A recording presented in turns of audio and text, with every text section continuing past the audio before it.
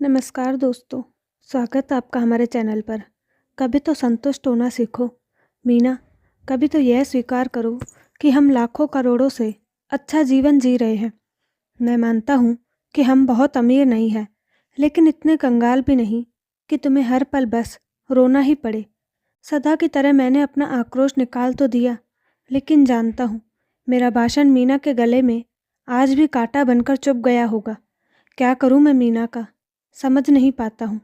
आखिर कैसे उसके दिमाग में यह सत्य बिठा पाऊँ कि जीवन बस हंसी खुशी का नाम है। पिछले 3 सालों से मीना मेरी पत्नी है, उसकी नस नस से वाकिफ़ हूँ मैं। जो मिल गया उसकी खुशी तो उसने आज तक नहीं जताई, जो नहीं मिल पाया उसका अफसोस उसे सदा बना रहता है।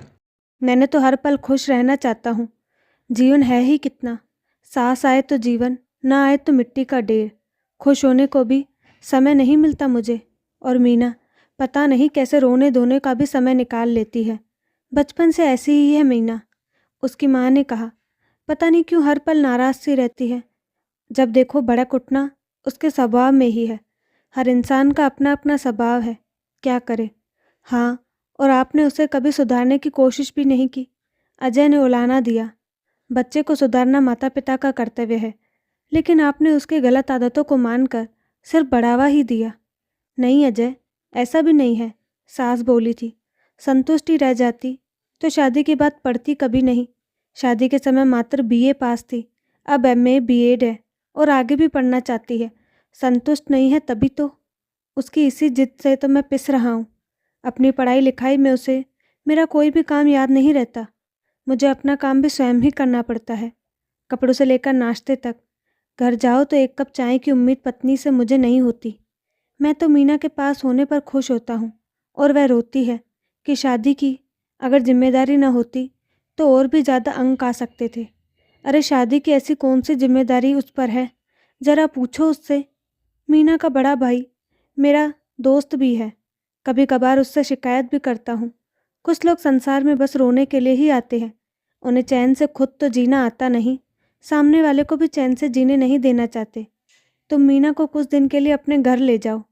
एमएड करना चाहती है, वहीं पढ़ाओ उसे। मेरी जिम्मेदारी उस पर भारी पड़ रही है। एक दिन मैंने उसके भाई से कह ही दिया। क्या कह रहे हो अजय? विनय ने हैरानी जाहिर की तो मैं हाथ से छूट गए उन ऊन के गोलों की तरह खुलता ही चला गया। मेरी तो समझ में नहीं आता कि आखिर मीना चाहती क्या है। पढ़ना चाहती है, पढ़ती रहे। शादी क्यों की थी? 3 साल हो गए हैं हमारी शादी को, पर परिवार बढ़ाना ही नहीं चाहती। क्या बुढ़ापे में संतान के बारे में सोचेगी? विनय, मेरी जगह तुम होते तो क्या ये सब सहन कर पाते? अच्छी खासी तनख्वाह है मेरी, मगर नहीं, हर समय यही रोना लेकर बैठी रहती है कि उसे भी काम करना है, इसलिए और पढ़ना चाहती है। एमएड बीएड करके कौन सा तीर मार लिया जो अब एमएड करने की ठानी है। दरअसल उसका चाह क्यों नहीं हुआ, यह शिकायत उसकी आदत है और यह हमेशा ही रहेगी। बीत जाएगा उसका भी और मेरा भी जीवन इसी तरह चीखते चिल्लाते। विनय चुप था, क्या कहता। जाहिर सा था उसका भी हाव भाव। मैं जानता हूँ वापस ले जाना इस समस्या का हल नहीं है, कुछ दिन को ही ले जाओ। आजकल उसका रोना धोना जोरों पर है, उसे समझा पाना मेरे बस से बाहर होता जा रहा है। विनय सकपका रहा था। यह सब कुछ सुनने के बाद बोला, ठीक है, कल इतवार है, मैं सुबह आ जाऊँगा। शाम तक तुम दोनों के पास रहूँगा, तुम चिंता मत करो। भाई हूँ, उसे मैं समझाऊँगा। दूसरी सुबह अभी हम नाश्ता करने ही वाले थे कि विनय ने दरवाज़ा खटखटा दिया। मीना बड़े भाई को देखकर ही उखड़ी ही रही। यहाँ स्टेशन पर किसी काम से आया था, सोचा आज का दिन तुम दोनों के साथ बिताऊंगा, लेकिन तुम्हारा तो चेहरा लटका हुआ है। नाश्ता नहीं किया है मैंने, तुम खिला दोगी ना? कोई प्रतिक्रिया नहीं हुई मीना पर। एक मेहमान के लिए ही सही, स्वाभाविक मुस्कान भी चेहरे पर नहीं आई। जी मैं आया, पता नहीं क्या कर दूँ। मेरे भैया भाभी आए थे तो भी मैं यही तमाशा किया था। मीना ने, मीना, मैं तुमसे ही बात कर रहा हूँ। ये क्या तरीका है घर आने वाले का स्वागत करने का? विनय के व्यवहार पर तनिक चौंकी थी मीना। सदा नाज नखरे उठाने वाला भाई क्या इस तरह भी बोल सकता है? रहने दीजिए ना आप, बात ही क्यों कर रहे हैं मुझसे? तुनक कर दरवाजे से हट गई मीना, और विनय अवाक कभी मेरा मुंह देखे और कभी जाती हुई बहन का। विनय के चेहरे पर अपमान के भाव तो कम उभरे, आत्मग्लानि के भाव ज़्यादा थे। अपना ही सोना खोटा हो तो किसे दोष देता विनय। मेरे वे शिकायती शब्द असत्य नहीं है, यह स्पष्ट था। मेरी परेशानी भी कम न होगी, वह समझ रहा था। माँ बीमार है मीना, चलो मैं तुम्हें लेने आया हूँ, मुझे कहीं नहीं जाना। यह कहकर वह जाने लगी तो विनय ने बाँह पकड़कर रोकना चाहा। तब मीना बड़े भाई का हाथ झटक कर बोली, मुझे तो एमएड में दाखिला चाहिए। एमएड में दाखिला लेने के लिए क्या बदतमीज़ी करना ज़रूरी है? विनय बोला, तुम्हें तो छोटे बड़े का भी लिहाज नहीं। जब पढ़ लिख कर बदतमीज़ी ही सीखनी है तो तुम बीए पास ही अच्छी थी। विनय के शब्द तनिक कड़वे हो गए थे, जिन पर मुझे भी अच्छा नहीं लगा था। मीना मेरी पत्नी है, कोई उस पर नाराज़ हो, मैं भी तो ये नहीं चाहता। मीना, तुम अपने होशो आवाज़ में तो हो, तुम बच्ची नहीं हो जो इस तरह जिद करो। अपने घर के प्रति भी तुम्हारी कोई जिम्मेदारी बनती है। मैंने अपनी कौन सी जिम्मेदारी नहीं निभाई? मन मार कर वही तो रह रही हूँ जहाँ आपने ब्याह दिया। कांटो तो खून नहीं रहा मुझ में, और साथ ही विनय में भी, मानो वह मुझसे नज़र चुरा रहा हो। मुझे आपके साथ कहीं नहीं जाना। कह दीजिएगा माँ से कि अब यही जीना मरना है बस। कैसी पागलों जैसी बातें कर रही हो। अजय जैसा अच्छा इंसान तुम्हारा पति है, जैसा चाहती हो वैसा ही करता है। और क्या चाहिए तुम्हें? मैं कमरे से बाहर चला गया। आगे कुछ भी सुनने की चाह मुझ में नहीं थी। कुछ भी सुनना नहीं चाहा मैंने। क्या सोचकर विनय को बुलाया था, पर उसके आ जाने पर तो सारा विश्वास ही डगमगा सा गया। तंद्रा टूटी तो पता चला काफ़ी समय बीत चुका है। शायद दोपहर होने को आई थी। विनय वापस जाने को कंधा हिला रहा था। मीना को साथ ले जा रहा हूँ, तुम अपना ख्याल रखना। और मीना बिना मिले मुझसे विदा लिए, बिना कोई बात किए ही चली गई। नाश्ता उसी तरह मेज पर रखा रहा। मीना ने मेरी भूख के बारे में भी नहीं सोचा। भूखा रहना तो मेरी तब से मजबूरी है जब से उसके साथ बंधा हूँ। कभी कभी तरस भी आता है मीना पर। हमारे बीच कभी कोई सेतु बना ही नहीं।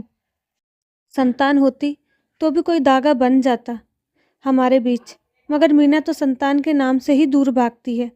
लेकिन आज जो कानों में पड़ा उसके पीछे मात्र पढ़ाई की जिद नहीं लगती।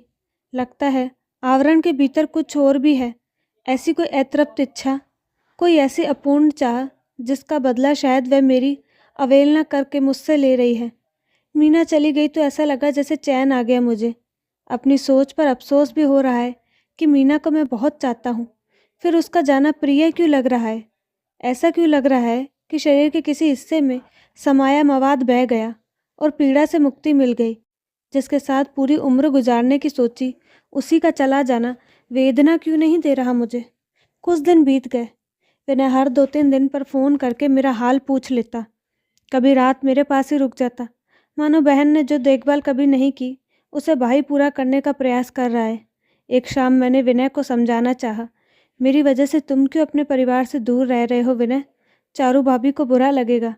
तुम्हारी भाभी ने ही तो कहा है कि मैं तुम्हारे साथ रहूं, और फिर तुम मेरा परिवार नहीं हो क्या? हैरान हूँ मैं अजय, मीना का व्यवहार देखकर। वह सच में बहुत जिद्दी है। मैं भी पहली बार महसूस कर रहा हूँ। तुम बहुत सहनशील हो अजय, जो उसे सहते रहे। तुम्हारी जगह यदि मैं होता तो शायद इतना लंबा इंतज़ार न करता अजय। सच तो यह है कि अपनी बहन का बचपना देखकर मुझे अपनी पत्नी और भी अच्छी लगने लगी है। दोनों में जब अंतर करता हूँ तो पाता हूँ कि चारू समझदार और सुघड़ पत्नी है। मीना जैसी को तो मैं भी सहन नहीं कर पाता। अक्सर ऐसा होता है अजय, मनुष्य उस वस्तु से कभी संतुष्ट नहीं होता जो उसके पास होती है। दूसरे की झोली में पड़ा फल सदा ज़्यादा मीठा लगता है। चारू की तुलना मैं सदा मीना से करता रहा हूँ।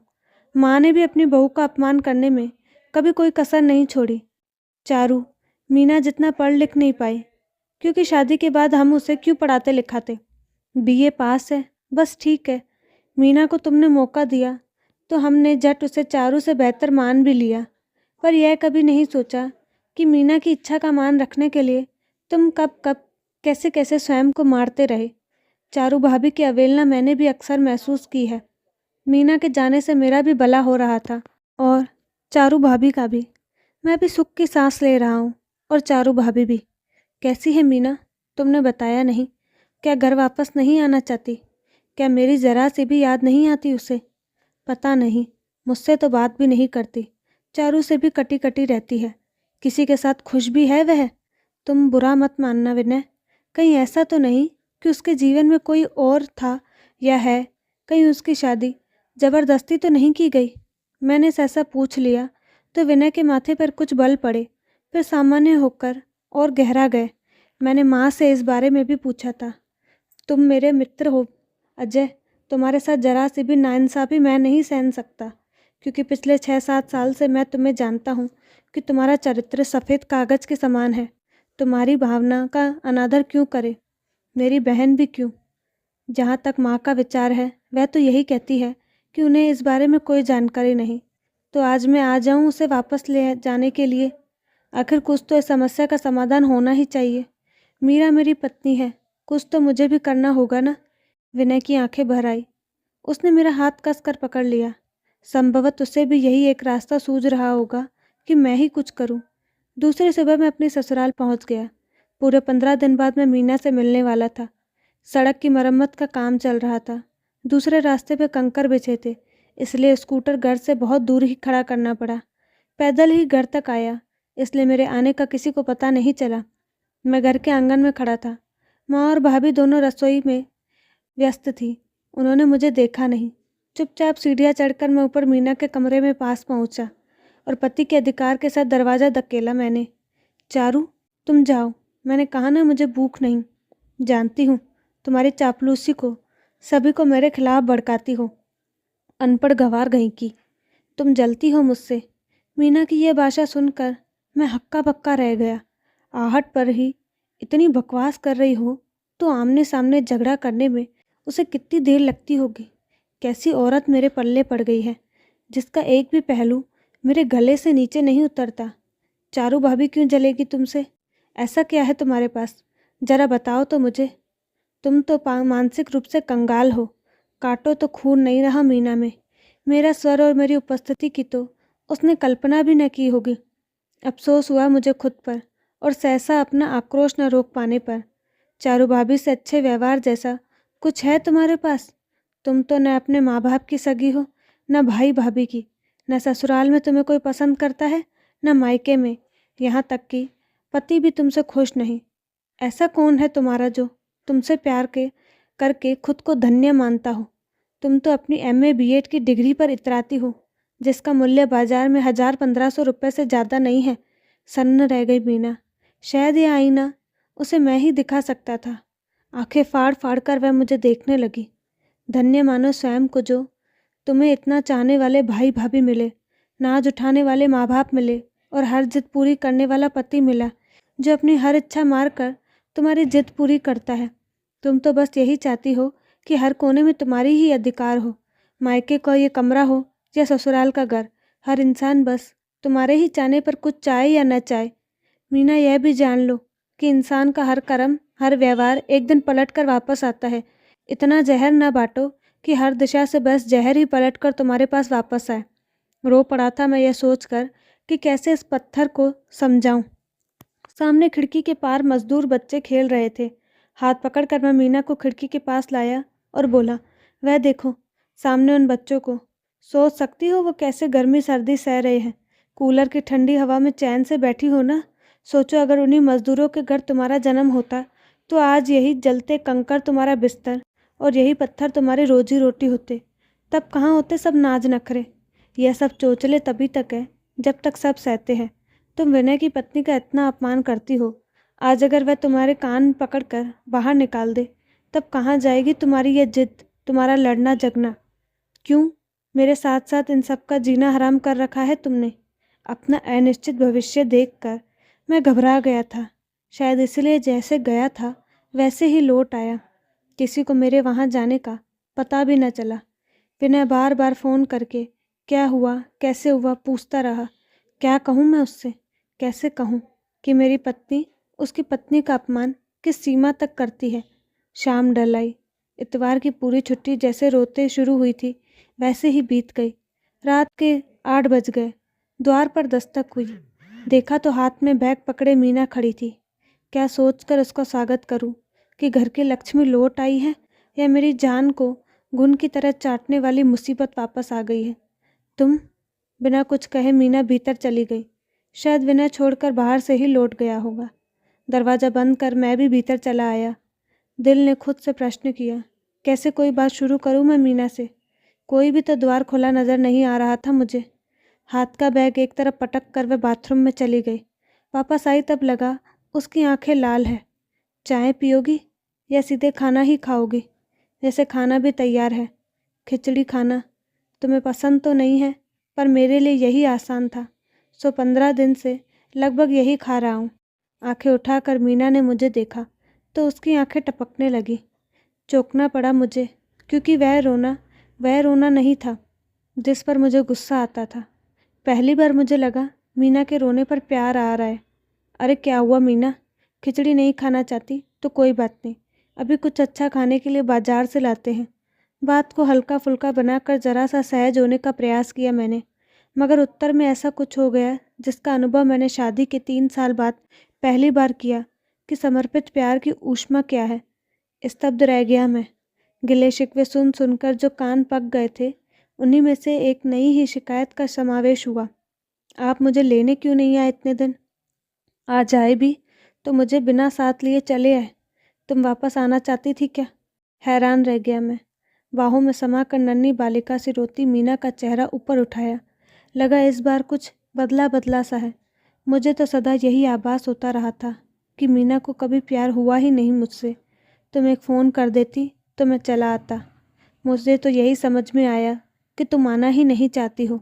सहसा कर गया तो, मगर तभी ऐसा भी लगा कि मैं भी कहीं भूल कर आ रहा हूँ। मेरे मन में सदा यही धारणा रही, जो भी मिल जाए उसी को सर आँखों पर लेना चाहिए। प्रकृति सबको एक साथ सब कुछ नहीं देती, लेकिन थोड़ा थोड़ा तो सबको ही देती है। वही थोड़ा सा यदि बाहों में चला आए तो उसे प्रश्नोत्तर में गवा देना कहाँ की समझदारी है। क्या पूछता मैं मीना से? कसकर बाहों में बांध लिया। ऐसा लगा वास्तव में सब कुछ बदल गया है। मीना का हाव भाव, मीना की जिद, कहीं से तो शुरुआत होगी ना। कौन जाने यहीं से शुरुआत हो। तभी फ़ोन की घंटी बजी और किसी तरह मीना को पुचकार कर उसे खुद से अलग किया। दूसरी तरफ विनय का घबराया सा स्वर था। वह कह रहा था कि मीना बिना किसी से कुछ कहे ही कहीं चली गई है। परेशान थे सब। शायद उन्हें यह उम्मीद नहीं थी कि वह मेरे पास लौट आएगी। मेरा उत्तर पाकर हैरान रह गया था विनय। उल्टे वह मुझे ही लताड़ने लगा कि पिछले 4-5 घंटे से मीना तुम्हारे पास थी तो कम से कम एक फ़ोन करके तो मुझे बता देते। उसके 4-5 घंटे से बाहर रहने की बात सुनकर मैं भौर चक्का रह गया, क्योंकि मीना मेरे पास तो अब भी आई है। एक नया ही सत्य सामने आया। कहाँ थी मीना इतनी देर से? उसके मायके से यहाँ आने में तो 10-15 मिनट ही लगते हैं। मीना से पूछा तो वह एक नज़र देखकर खामोश हो गई। तुम दोपहर से कहाँ थी मीना? तुम्हारे घर वाले कितने परेशान हैं? पता नहीं कहाँ थी मैं। ये तो कोई उत्तर न हुआ। अपनी किसी सहेली के पास चली गई थी क्या? मुझसे कौन प्यार करता है जो मैं किसी के पास जाती? लावारिस हूँ ना मैं। हर कोई तो नफरत करता है मुझसे। मेरा तो पति भी पसंद नहीं करता मुझे। फिर से वही तेवर, वही रोना पीटना। मगर इस बार विषय बदल सा गया। लगा मन के किसी कोने से आवाज़ उठी कि पति पसंद नहीं करता। उसका कारण भी तुम जानती हो। जब इतना सब पता चल गया है तुम्हें, तो क्या ये पता नहीं चलता कि पति की पसंद कैसे बना जाए? प्रत्यक्ष में धीरे से मीना का हाथ पकड़ा और पूछा, मीना कहाँ थी तुम दोपहर से? मेरे गले से लगे पुनः रोने लगी मीना। किसी तरह शांत हुई। उसके बाद जो उसने बताया उसे सुनकर तो मैं दंग ही रह गया। मीना ने बताया कि घर की चौखट लांघते समय समझ नहीं पाई कि कहाँ जाऊँ। आपने सुबह ठीक ही कहा था। मेरी जिद तब तक ही है जब तक कोई मानने वाला है। मेरे अपने ही हैं जो मेरी हर खुशी पूरी करना चाहते हैं। 4 घंटे स्टेशन पर बैठी आती जाती गाड़ियाँ देखती रही। कहाँ जाती मैं? विस्मित रह गया मैं मीना का चेहरा देखकर। सत्य है, जीवन से बड़ा कोई अध्यापक नहीं, और इस संसार से बड़ी कोई पाठशाला कहीं हो ही नहीं सकती। सीखने की चाहत हो तो इंसान यह सब सीख लेता है, निभाना भी और प्यार करना भी। यह जो शक्ति विनय के परिवार ने अब दिखाई है, वही बचपन में दिखा दी होती तो मीना इतनी ज़िद्दी कभी नहीं होती। हम ही हैं जो कभी कभी अपना नाजायज़ लाड प्यार दिखाकर बच्चों को ज़िद्दी बना देते हैं। एक बार तो जी में आया कि गाड़ी के नीचे कूदकर अपनी जान दे दूँ। समझ नहीं पा रही थी कि मैं कहाँ जाऊँ। मीना ने कहा और मैं अनिष्ट सोच कर ही काँप गया। पसीने से भीग गया मैं। ऐसी कल्पना कितनी डरावनी लगती है। मेरी यह हालत देखकर मीना बोली, अजय क्या हुआ? और वह मेरी बाँह पकड़कर हिला रही थी। अजय, आप मेरी बात सुनकर परेशान हो गए ना? जो सच है वही तो बता रही हूँ।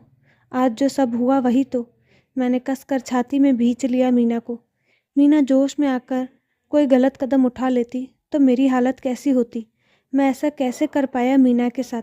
15 दिन तक हाल चाल भी पूछने नहीं गया, और आज सुबह जब गया भी तो यह भी कह आया कि मीना का पति भी मीना से प्यार नहीं करता। रो पड़ा मैं अपनी नादानी पर। एक नपा तुला व्यवहार तो मैं भी नहीं कर पाया ना। अजय, आप पसंद नहीं करते हैं ना मुझे? माफ़ कर दो मीना, मुझे ऐसा नहीं कहना चाहिए था। आपने अच्छा किया जो ऐसा कहा। आप ऐसा नहीं कहते तो मुझे कुछ चुभता नहीं। कुछ चुभा तभी तो आपके पास लौट आई। मैं जानती थी आप मुझे माफ़ कर देंगे।